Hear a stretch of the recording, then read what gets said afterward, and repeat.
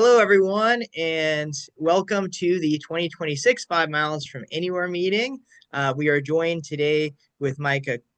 Is it Cover or Cover, Micah? Cover, you Cover. got it. Yeah, Cover. you got Okay. it. So Micah Cover, he was going to talk to us a little bit about Sherlock Holmes and magic and a little bit the history of magic. Very excited to have him on. I'll introduce him in a little bit. Um, I'm traveling right now. I had said that to the group a little earlier, but so it'll be a little different. I don't have my typical slideshow just because I'm in between going places, and but anyway, it'll still be the same format for the meeting. Okay. So I thought I would just start off with announcements. Um, I know we've got 221 Con is coming up next month in April. It'll be my first one. Brian and I were just talking about our travel arrangements for it. I'm looking forward to going to Atlanta and meeting with some of you. And it'll be I know I'm very excited about the conference. I've heard it's a lot of fun, so very much looking forward to that. I know we've got the Homes in the Heartland coming up in July, another exciting conference. And then in October, we have the Vincent Starrett Conference in October. So tons and tons of course, amazing Sherlock Holmes gatherings happening. Does anybody have an announcement for the group before uh, right now? Usually someone does. Oop, all right, I lost y'all. Agri Treasurers are having uh, Doyle Homes in the Heart, or Holmes, Doyle and Friends in March, two Oh, weeks. that's right. And that is in Dayton, Dayton, Ohio. right? Dayton, Ohio. Excellent. Excellent. That's Dan runs that group, right? Andriaco? Yes, yes. Oh, awesome. I'm sure that'll be an awesome one. That's another one I've always wanted to go to, but have never had the opportunity to. So very cool. Maybe next year. There's only so many places I can get to in a year. Excellent. The uh, Um, the Legion of Zoom is doing their next annual virtual conference on March 15th. So Sunday after next, or actually next Sunday. Wow. Um, we have five really good speakers, and people can sign up for it. So yeah. And I highly recommend it. You guys always get really good speakers for your meetings. So if anybody can make it, definitely do that. And Steve, if you want to send me the link or the request for the link, I can send it out to the 5 Miles group. I'd be happy to do that. we'll do. Okay. All right. Any other announcements? All right. Tiger, you working on a model over there? Yeah, Oh, you got muted, yeah, Tiger. yeah. I'm working on three Gyarados for somebody. So Excellent. Very cool. Are you going to be at, do you know, are you going to be at 221 Con? yeah, I am. I'm coming with somebody else in this meeting is meeting me there. My husband and I are going, and we're bringing another person from Ohio. So we'll be there. And Excellent. next year, she said I could have my own artist booth if I wanted. Oh, sweet. Very Yeah, cool. Awesome. It'll be great to meet you in person. So I look forward to meeting you and totally. your husband. It'll be very nice. Yeah. All right. Um, any other last call for announcements before we move on to the meeting? All right. I'm going to introduce Micah to us now. So I have to say, Micah Cover, you've done it all. Very impressive. He has been a professional magician since 1995 and performs on television and all around Los Angeles. He has performed on Penn and Teller Fool Us. And his performances have been seen by the likes of Emma Stone, Brad Pitt, Carrie Elways, Jane Fonda, and a number of other celebrities. In addition to performing magic, he also writes, lectures, and consults on the art of magic, which we're going to get to see today. Hold on one second.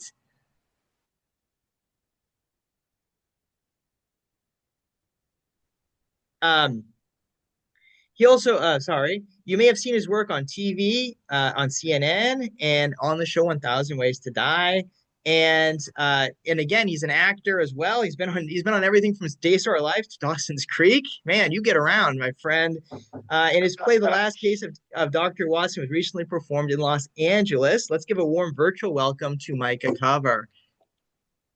Thank you, Derek. Thank you so much. It is a pleasure to be here. And yeah, so we have a lot to talk about. And I know, Derek, you've got your volleyball to get to. So I will talk fast because there's so much to talk about. As Rich Krishunas would say, so many rabbit holes. But oh, Friday's already clapping. I'll take that, Friday. Thank you. Oh, good night. Friday, yeah, good night. Thank you for coming. Thank you, Friday, for your applause.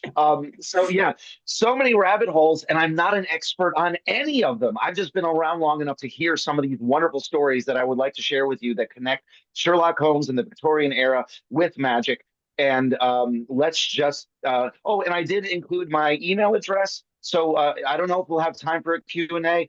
I also would like to perform for you today, something quick. But again, Derek's got that volleyball game. So, Derek, if we need to cut it short, let me know. But I did include my email address and the clip to my Penn and Teller Fool Us performance that actually does have to do with seance theater that was inspired by the Victorian era. And then finally, if you want to see Last Case of Dr. Watson, the YouTube video is there. Okay, so enough of my yakking.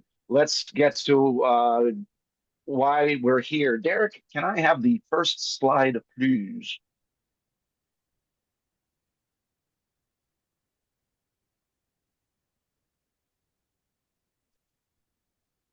There we go. Oh yeah. Okay. It's happened. That boom. Okay. Ooh, no spoilers, Derek. That was slide number. That was another. Yeah. But yeah, here we are on slide number one. Oh, Derek, thank you so much. Okay. Some of these slides I will read to you because they are actual stories. But I do want you to get a sense of where I'm coming from on this talk because there's so much to talk about. What is magic? Where did it come from? Magic undoubtedly began as soon as humans began telling stories. And I often picture them around the campfire telling stories. And a lot of historians and anthropologists believe that this is where magic may have occurred or begun because telling stories is how we get mythology, it's how we get secrets, it's how we get rituals. And if you could perform these stories, they would become rituals. And that would allow you, as it says, it will allow you to become mages. Shamans, not shaman. I found out plural of shaman is shamans, not shaman. That's so sexist. So thank you for correcting me on that, Google. And even spiritual leaders. And to me, magic is stories. Stories keep.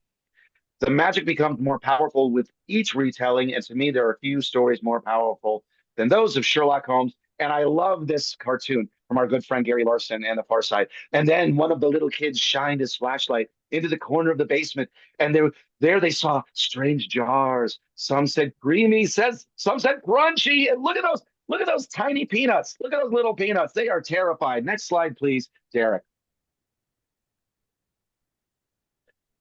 And look at Tiger multitasking. She's actually listening to this talk, and Tiger's still working on the miniatures. I don't know how you do it, Tiger. You get so much done in a day. You are my hero. All right, here's the next slide. Thank you, Derek. The beginning of magic history, and there's so much to talk about, but let's talk about this. A drawing in the tomb of, I think I'm pronouncing this correctly, Baquet the Third.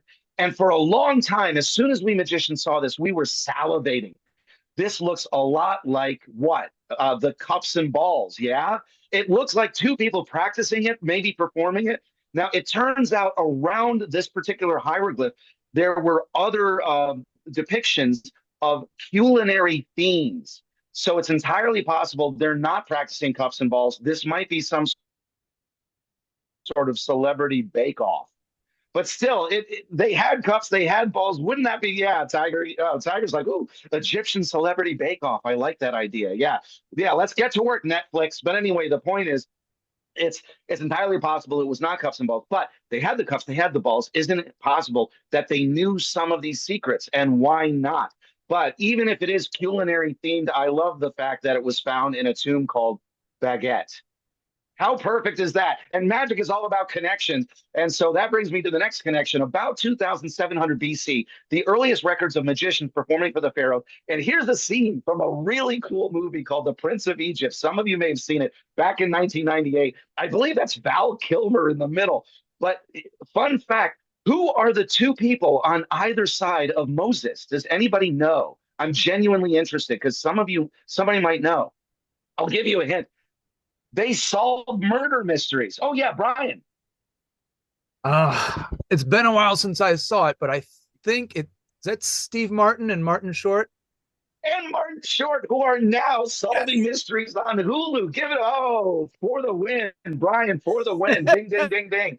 Yeah, they're now solving murder mysteries on Hulu.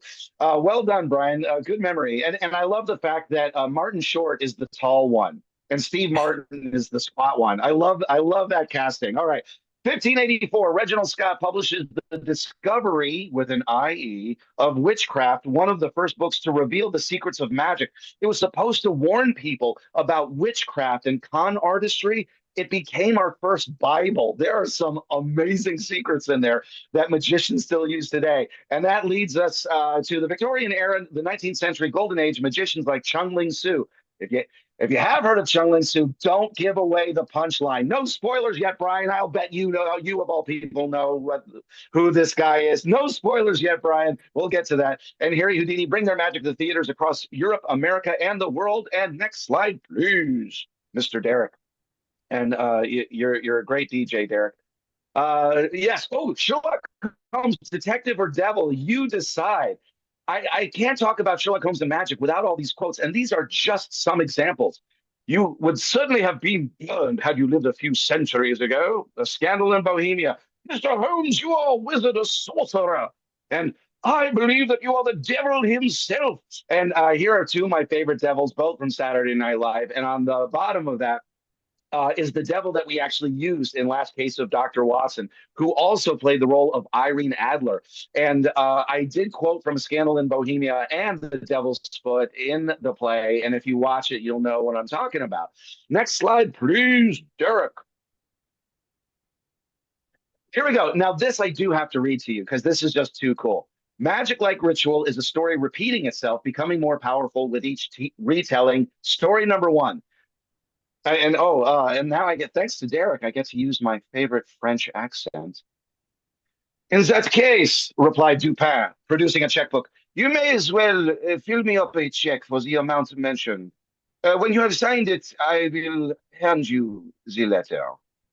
I was astounded. The prefect appeared thunderstricken. Apparently, Poe did say thunderstricken, not thunderstruck, AC/DC, in your face.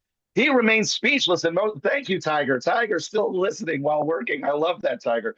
He remains speechless and motionless, looking incredulously at my friend with open mouth and eyes that seemed staring from their sockets. Then he seized the pen and finally signed a check. That was from our good friend Edgar Allan Poe, the Purloined Letter. But wait, there's a second story, and I'll read this to you as well. The Duke leaned back in his chair and stared with amazement at my friend. You seem to have paused and are hardly human, said he. I fancy that I see your Grace's checkbook upon the table, said he. I should be glad if you would make me out a check. I have earned the reward. The Duke's beard had turned more aggressively red. I love beards that turn more aggressively red. How did you do that, Doyle? But you did. Than ever against his ghastly white face. The Duke fell back in his chair. And whom do you accuse? Sherlock Holmes's answer was an astounding one. He stepped swiftly forward and touched the Duke upon the shoulder. I accuse you, said he. And now, Your Grace, I'll trouble you for that check. The Priory School.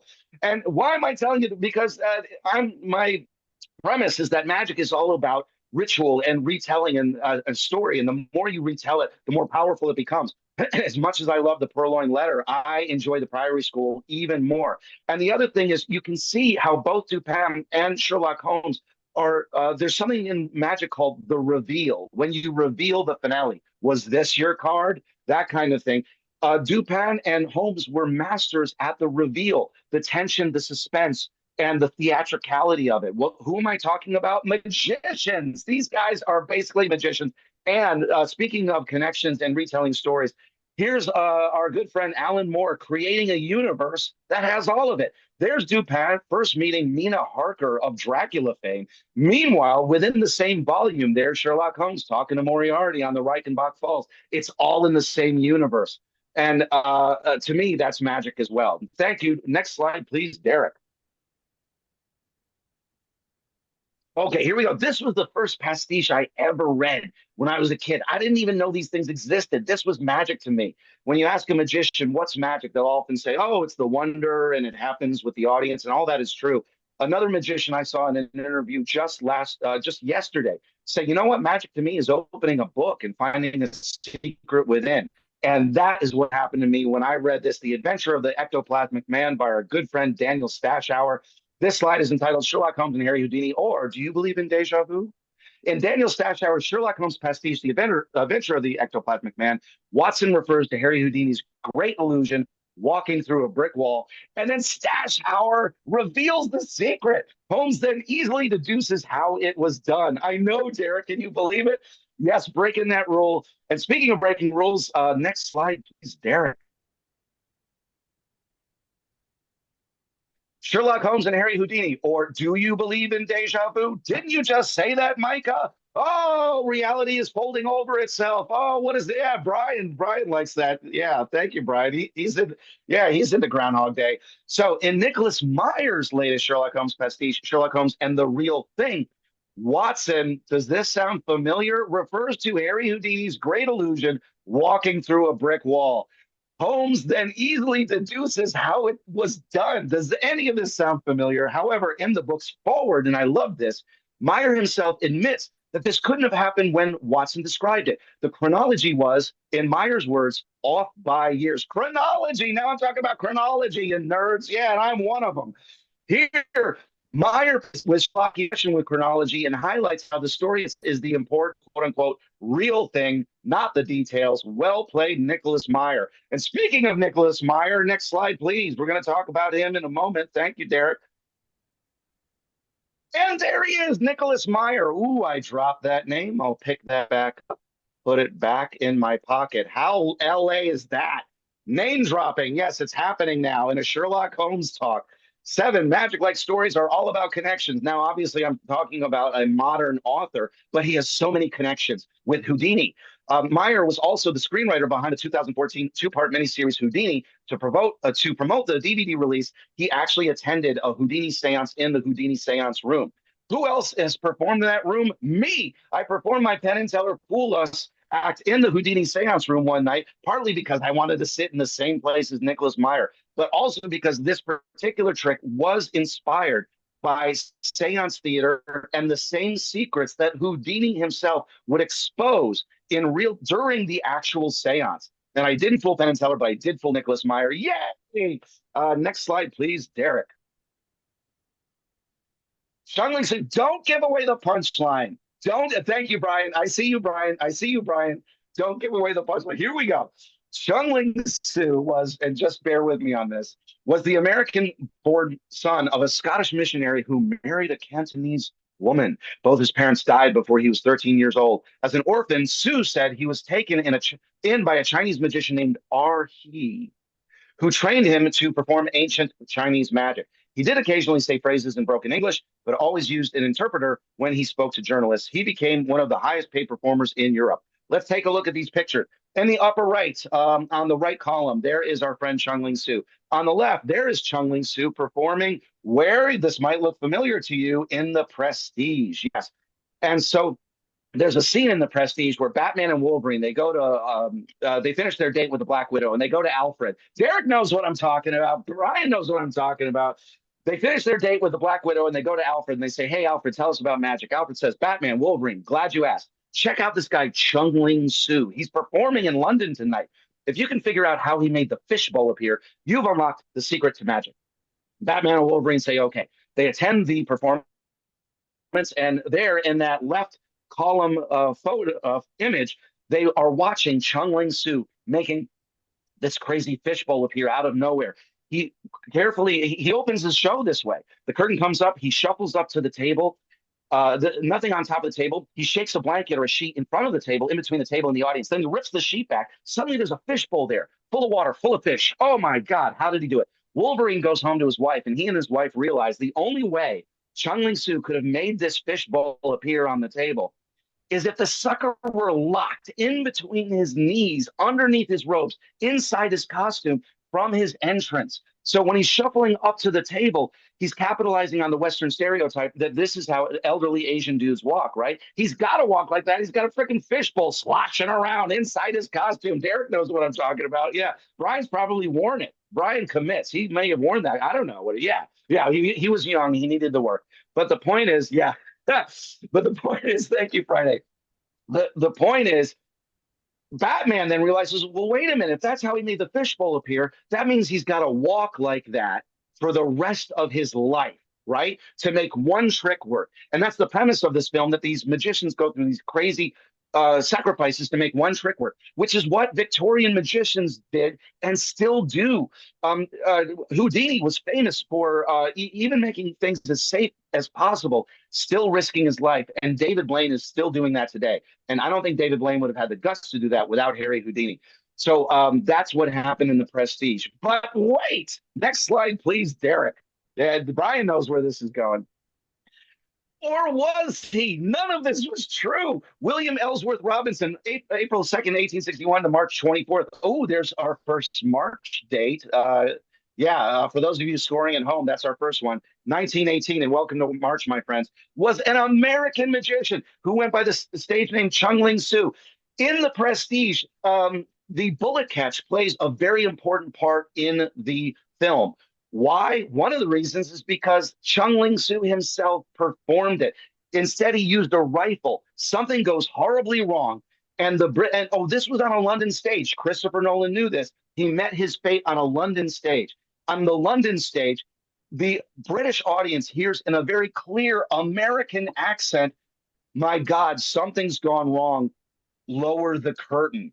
White guy, born William Robinson in America. And this is true. He created a whole second identity for himself. Members of his own extended family didn't know the truth. And this white guy, I'm not making this up, needed an interpreter with him during interviews with the Western press. And the interpreter was Japanese, didn't know a lick of Mandarin or Cantonese. And I'm not making this up. These two crazy cats spoke to each other in gibberish, improvised gibberish. And the journalists would go back to their offices and type it out. I'm so glad I met that Chinaman. And they would just perpetuate the lie for him. And here's the fun part, guys. Hugh Jackman is an Australian actor. And in the scene where they finally realize what Chung Ling Soo is up to, he's playing a Brit who's pretending to be an American. He's going to find his doppelganger later in the film. Christian Bale is going to find his own doppelganger. He's already playing his own doppelganger in the film now. We just don't know it till the end. Meanwhile, they're both commenting on the actions of an Asian American actor hired by Christopher Nolan to play a white guy playing an Asian. And that's one scene in The Prestige. Thank you, Christopher Nolan. Nerd alert. Oh my, yeah, Brian's like, oh, Micah, you're such a nerd. Next slide, please, Derek. Oh, the rise of spiritualism. So now we have, there's a book by Chung Ling Soo. Yes, The Glorious Deception. And Steinmeier, I've actually performed some of Steinmeier's routines. The guy is brilliant. Yes, and read that book if you can. And Discovery Witchcraft was one of my dad's and my favorite books. Who's the witch on this Zoom meeting, I wonder? Yes, well, now we know something about Malka. That's why she always wears those cool hats. I thought she was just making a fashion statement. No, now we know she read The Discovery of Witchcraft. So here are the Fox sisters on the left. And since you know all about Arthur Conan Doyle, I wouldn't be surprised if you are familiar with that photo on the right. So these two girls, Maggie Fox and her younger sister, they convince everybody in town that they are hearing noises like from the walls, from ghosts, from these spiritual, spirit entities. And they go public, and they have public tours, and they become famous, and they become successful. And it turns out in 1888, this talk about connections, the same year as the Jack the Ripper murders, the same year as the birth of the Occult Society of the Hermetic Order of the Golden Dawn, whose headquarters, look it up, We're located just 5 miles away from 221B Baker Street. 5 miles from anywhere from 221B Baker Street. Connections. I have no social life. Maggie confessed and that she and Kate made these noises, and this is true, by cracking their knuckles, toes, and other joints. Who knew that could make you famous? But they had already fooled countless audience members, scientists, and at least one writer of detective fiction who would become one of the religion's greatest champions, that of spiritualism. This phenomenon helped give birth to other countless strange events, such as a teenager and a younger family member. Does this sound familiar? Convincing Arthur Conan Doyle that their photos of fairies were real. Wow, history repeats itself, and sometimes with our favorite author. Next slide, please, Derek. And I know this goes beyond the Victorian era, but this to me sums up Doyle, Houdini, and magic and seances. Arthur Conan Doyle, spiritualism, and Harry Houdini. This took place in 1922. And many of you already know this. Lady Dean Joyle, Arthur Conan Doyle's second wife, was a self-proclaimed medium who led a seance where Houdini, also born in March, there you go, there's another March connection, and welcome to March, my friends, was the guest of honor. During the event, Doyle made quote-unquote contact with Houdini's mother. And this was the automatic writing, a sample of it. I believe there were up to like 14 or 15 pages that Lady Doyle wrote while taking dictation from Cecilia Weiss. And that is, I believe, the cover page, the cover letter that had the cross on the top. Houdini noticed three problems. One, his mother was Jewish. She would not have started with a cross. Two, she only spoke German and Yiddish, and this was completely in English. And three, Cecilia failed to mention it was her birthday. You would think that she'd say, by the way, did you get me anything, son? But no, she said absolutely nothing. And this was yet another wedge that drove this chasm between these two. And these best friends became bitter enemies. Jean Leckie wasn't noted for her genius. Yes, she was, as you know, a very controversial figure. And thank you for bringing that out, Malka. Obviously, there are rabbit holes here and there are more complexities. But yeah, that's the story that I wanted to tell you today. And next slide, please, Derek. Yes. Oh, if you want to know more about Holmes and magic with a K, what do I see on the left? Is that Sherlock Holmes' Adventures in the Realms of H.P. Lovecraft by our... Yes, Brian is freaking out. Tiger's already giving it. Yeah, Tiger doesn't want to stop her work, but she will give you a fist pump, and I appreciate that, Tiger. Yeah, by Belanger Books. I am already going through volume 1. It is brilliant, and there is a volume 2. Speaking of volumes, the middle one, Warlock Holmes. If you've never heard of this, it was Ginny Krause, another Sherlockian, who introduced me to this. Watson is the detective. Sherlock Holmes is the sorcerer.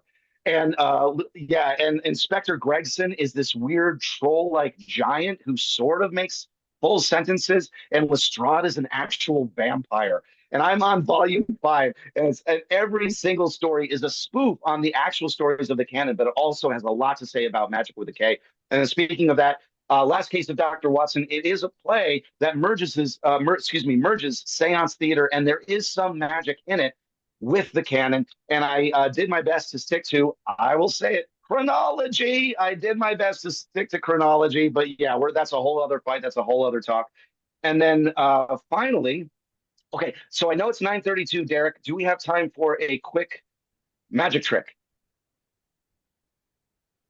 Oh, we have plenty of time, my friend. Plenty of time. We have plenty of time because our speaker just talks so fast. But yeah, I wanted to make sure that we had time because I did want to. Thank you, Friday. I did want to share with you. I can't share with you one of the stage illusions of the Victorian era. Don't have the budget, and I don't have Chung Ling Su's robes. I think maybe Brian's got it in his closet. Hey, Micah, pause for. I'm going to stop sharing the screen so we can get you much bigger for the trick. Okay. Oh, I won't argue with that. I love being much bigger. Thank you. Yeah, tell that to the bullies in high school. Yeah, in your face, bullies in high school. All right. So let's see. Yes. Okay. So hopefully, guys can see this deck of cards and this little card wallet. I hope you can see that. Okay, cool. So, I can't show you one of those cool stages. Oh, Larry is leaning in. Larry's like, ooh, now the entertainment. It's, breakfast dinner show.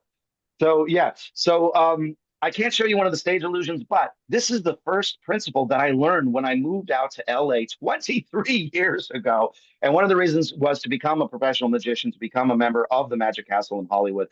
And Harry Houdini was known as the king of cards. And it's entirely possible, kind of like the cups and balls in that hieroglyph in ancient Egypt. Although I can't prove that Houdini used this principle, there's a good chance he did because it's a classic of magic. And Derek, if you're not too busy racing off to your daughter's volleyball game, I would love to have you as my partner. Derek, are you busy? Do you have a moment? I'm happy to be your partner, sir. All right. Yes. Okay, Derek. We have a deck of cards, and it is in no particular order, but you don't have to take my word for it. Oh, no, say the windshield wiper fingers of mystery. Oh, no. Derek, you're going to help me mix it up. Derek, we're going to do everything by fours, and you'll see why when we get to the end. So when I say go, give me an audible count of a solid four, like 4 seconds. Go. 1, 2, 3, 4. Love it. And then let's cut the cards 4 times. And obviously, there's a lag, and there's the time difference, but not only between Zoom, but also with my camera. I've discovered there's a delay. And my friends, this is why Derek is playing this live, because apparently I'm on a Commodore 64, my friends. Yay! So I can't vouch for the timing, but I'm going to do my best. Derek, say stop. Go. Say stop. Stop. Ooh, Stop. takes a long time. Oh, perfect. Yeah, takes some time for him to say stop. Fun on dates. Too bad you're spoken for, Derek. Too bad you're spoken for. Okay, that was cut number one. Let's go to cut number two. Say stop. Oh, Brian liked that one. He's like, oh, we're gonna tell that one on Thanksgiving. All right, Derek, say stop, my friend. Stop. Beautiful. That's two. Say stop. Stop. That's three, and then finally say stop, my friend Derek. Stop. Oh, you commit. Oh, a man who commits. We're not used to that in LA. Okay, so Derek, here's a little card wallet, and I have discovered it helps to elevate it. I'm hoping you can see the two. Oh, this is our from our good friends, the Magic Castle. I'm hoping you can see the two paper clips. Do you see the two paper clips, Derek? Excellent, because it's the two paper clips keeping it closed. This is called a reveal in burlesque. Da da da da da. Bum bum bum. Oh, Derek knows. Tiger knows. Oh, look at Shannon. Look at those moves, Miss Carter.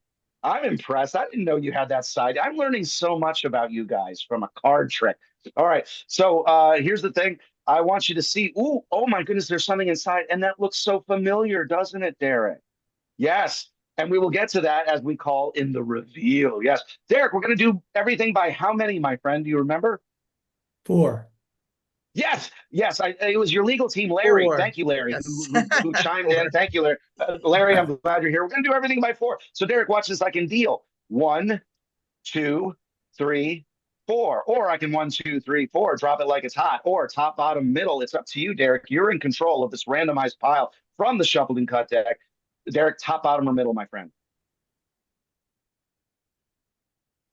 Oh, and I'm sorry, Derek, you are muted right now. Can you unmute yourself, my friend? Sorry about that. Middle. Middle, the man says. Okay, Derek, this looks middle to me, but maybe it doesn't to you. Do I go one up, one down, or stay there? Stay. Stay. Oh, and once again, a man who commits. Oh, that's why the ladies love you, Derek. Do I deal or do I drop, Derek? Drop. Drop. Drop it like it's hot. Derek, top, bottom, or middle? Top. Top. 1, 2, 3, 4. Do I deal or drop it like it's hot? Deal. Ooh, do I deal top to bottom to top, or out of order, Derek? Top to bottom.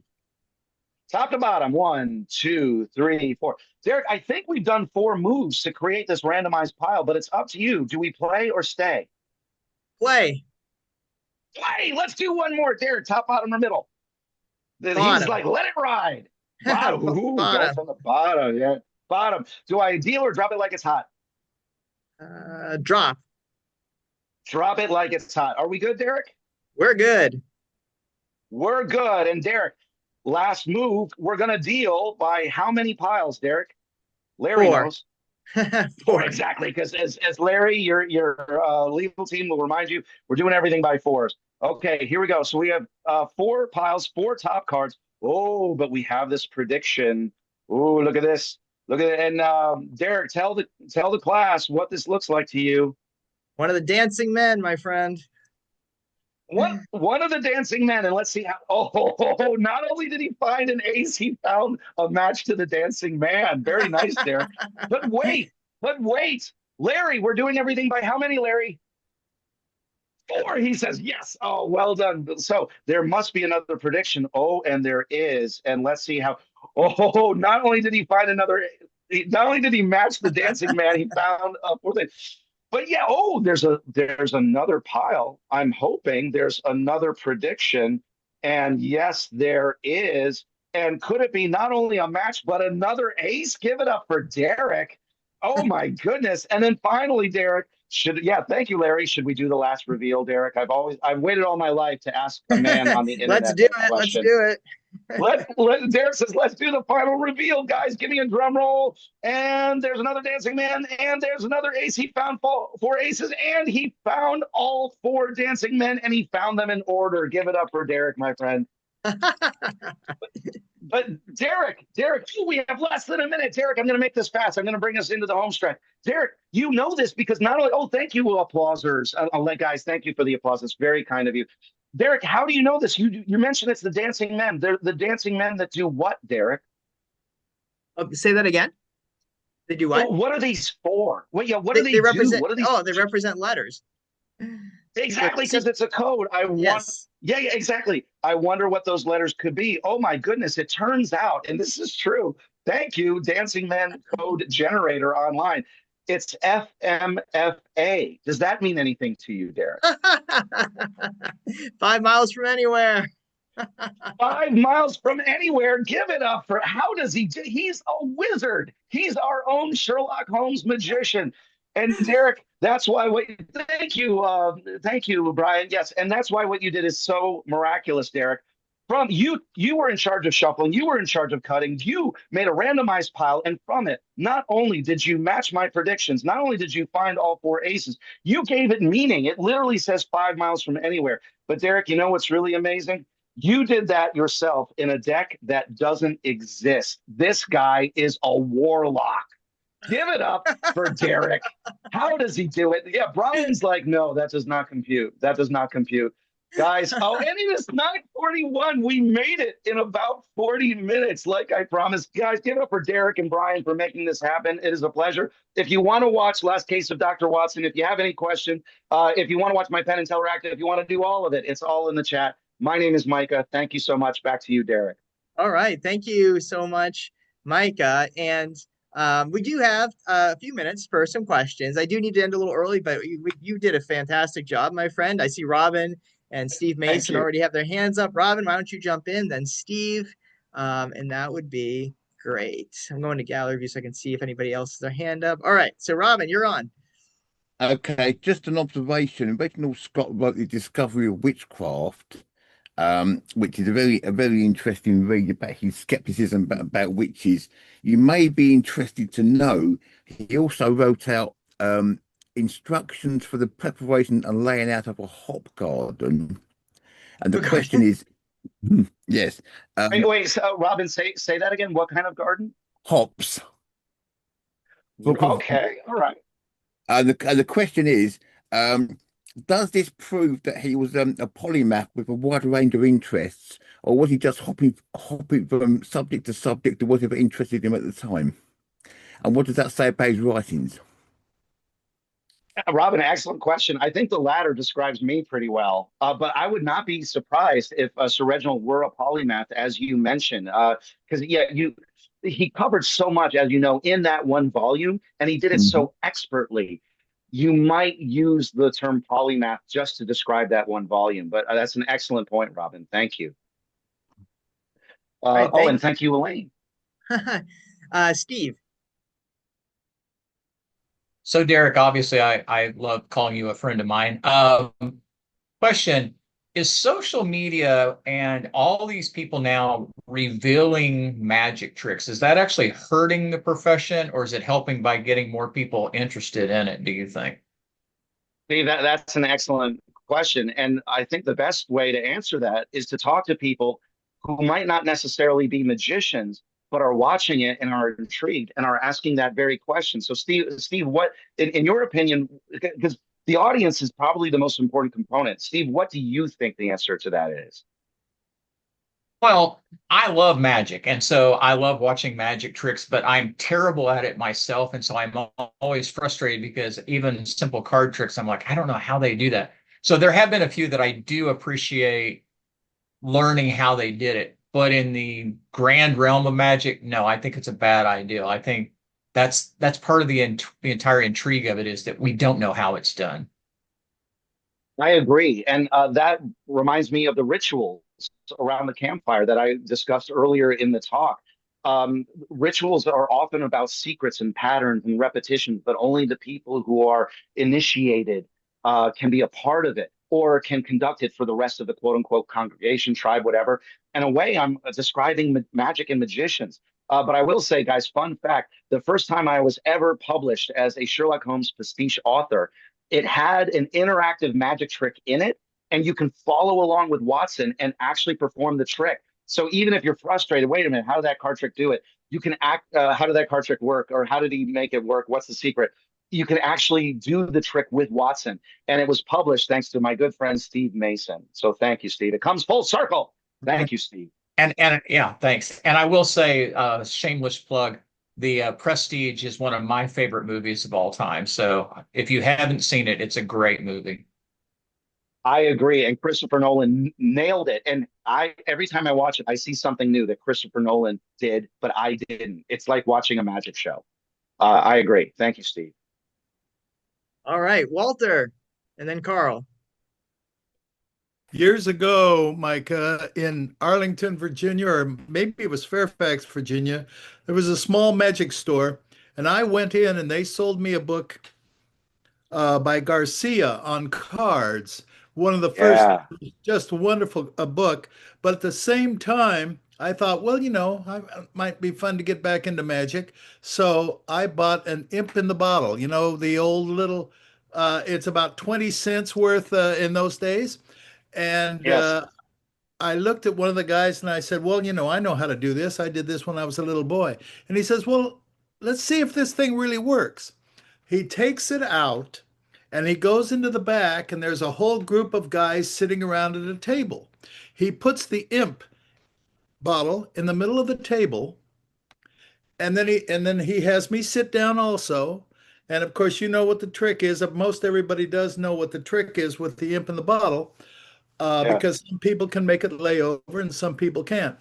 So this guy looks and he says, okay, imp, tell me, is this a good imp for Walter? And the imp in the middle of the table comes right over to me. And I was just so impressed, I didn't know what to do. And these Yeah. guys Yeah. are all laughing. And I take the imp and I said, thank you guys, I'm out of here. Beautiful. Walter, thank you. And Walter, that's an excellent example. Something amazing happened to Walter, and now he's telling us a story about it. And to me, that is as magical as actually being there. So thank you, Walter, for sharing that. Let, Yeah, imp in can I the make bottle is can I make magic. one Yeah, more yeah, comment? A yeah, friend of mine worked in Los Angeles, and this is way back in the 70s, and he met a friend who was a member of the Magic Castle. I was out there, and he took me to the Magic Castle, and oh, I got to meet not Garcia, but a small little magician, fabulous guy, and everything he did was table work with coins yeah. and cards, and oh, I had the greatest time. And of course, Oh, that's wonderful. yeah. Thank you, Walter. That's wonderful. Thank you for sharing that. And All right, we got 4 minutes. go ahead. I'm gonna move on to Carl and then to Tom, and then we're gonna have to wrap. Okay. Okay. Yes, Micah. Me Oh, being older than you, my mentor was a gentleman by the name of John Mulholland. yes, yes. I know who you're Okay, talking about. so I want to also thank you for using one of his moves in your magic trick. And we won't say which one. But yeah, I well have played, no Carl. clue. Thank you. I have no idea. No So idea. what? So when I saw that, when I saw your trick, it just brought back so many memories of when I was about 7 years old, and him teaching me that trick when I was about 7. That is amazing. And once again, Carl, like Walter, is sharing with us an amazing story. And so, yeah, I agree, Friday. And that is magic to me. And Thank you, just Carl. real quickly, next time if I see you, ask me to do the card trick that Teller paid me $500 to show him how it was done. I think that's more than he paid me. So, yes, I would love to see that, Carl. Thank you. Hold on, Yeah, and I'd it's one love of the first tricks I ever learned. amazing. Yeah, I would love to see that, Carl. Thank you. Okay, not a Thank you, problem. Carl. All right, thank you, Carl. Tom, our last question. Micah, I was very interested to hear you today, and you were very good.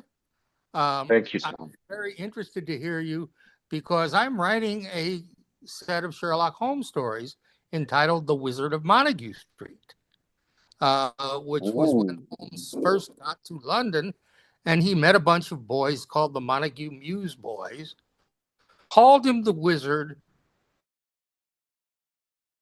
for harassment.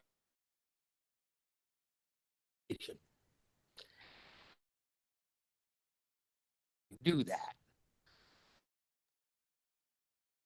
Yes. Tricks on YouTube.